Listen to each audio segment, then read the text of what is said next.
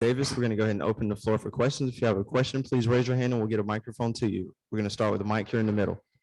Yep. Coach, congratulations over here. Okay, thank you. Obviously, I know they have some limitations offensively, but you guys held them to their season low output. What was working so well for you defensively? Well, I just felt like every shot that they took, we were in a position to contest it. I really liked the job that Leaky did on Clark. You know, one of the big differences from the first time that we played Virginia, I felt like from an offensive standpoint, they were featuring Clark a lot more, especially in late clock situations. And, you know, we wanted our best defensive player on Clark. And we felt like his size and his athleticism would bother him, but it just wasn't Leaky's defense. I really feel like everybody else was locked in defensively. We talk about this a lot. For us to have success out there on the floor, that if we can play defense, if we can rebound the basketball and also limit our turnovers, it really puts us in a good position out there on the floor, and it takes care of the offense. And so because we were so good defensively, I don't think we were really good offensively outside of Brady. It allowed us to be really good out there on the floor. When you go to the middle of the room, front row.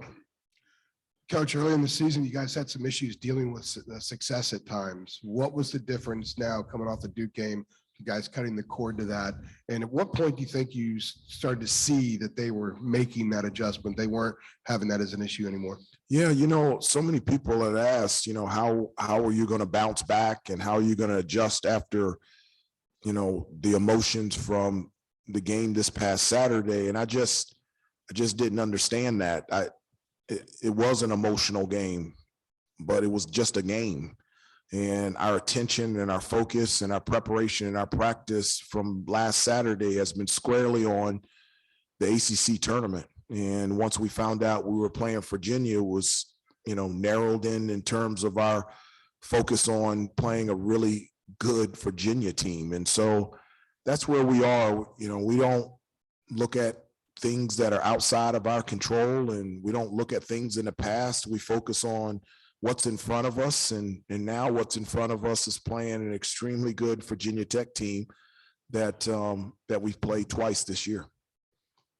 And you go to the back right, the CEO. Hubert, how important was it for you guys to get off to a fast start, given that the other top seeds all kind of seemed like they struggled in the first half? And I don't know if it was because of the double bye and, the space between the regular season ending and now playing, but just how important was it to get out to that good start in the first half? It was very important for us to get off to a good start.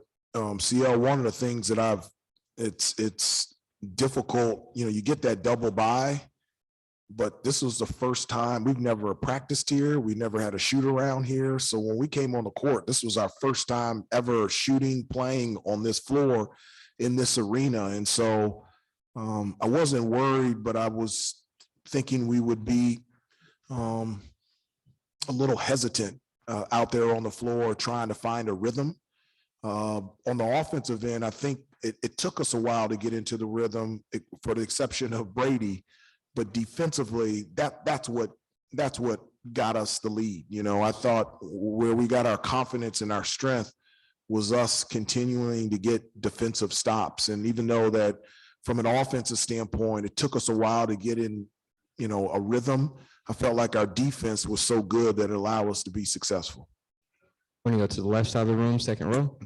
Hey, Hubert, you mentioned obviously outside of Brady, the offensive exception, he was exceptional in the first half. What's sort of your philosophy on riding a hot hand when a guy is hitting like that? And is this the player that you envisioned when you guys first got him out of the portal last summer?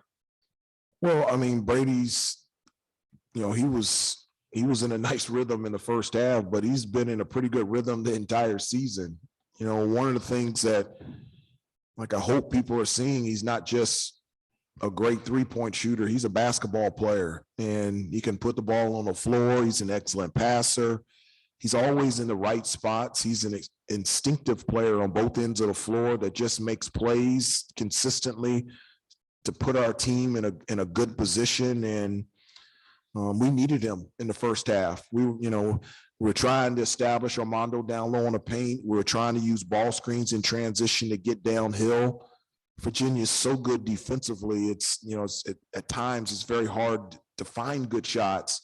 But Brady's ability to shoot the ball from the outside and also penetrate and drive and get to the basket really opened us up from an offensive standpoint and allowed us to play a little bit better on the offensive end. When you go to the back right of the room. Coach, you of course played in a lot of ACC tournaments. What was it like coaching in one, coming away with a convincing win in your first game as a coach? It was really emotional. I told the guys before they came out to warm up, I said, the ACC, I grew up watching the ACC. I grew up going to the ACC, watching my uncle when he was here playing at Carolina from 74 through 77. I played in the ACC tournament. I was an assistant coach at the ACC tournament for 9 years, and now I'm the head coach participating in the ACC tournament. I just told them that this was a big deal to me. It's significant, and I just was really excited and very thankful and humbled to be in this position and to be in this position here at the ACC tournament. I love this tournament.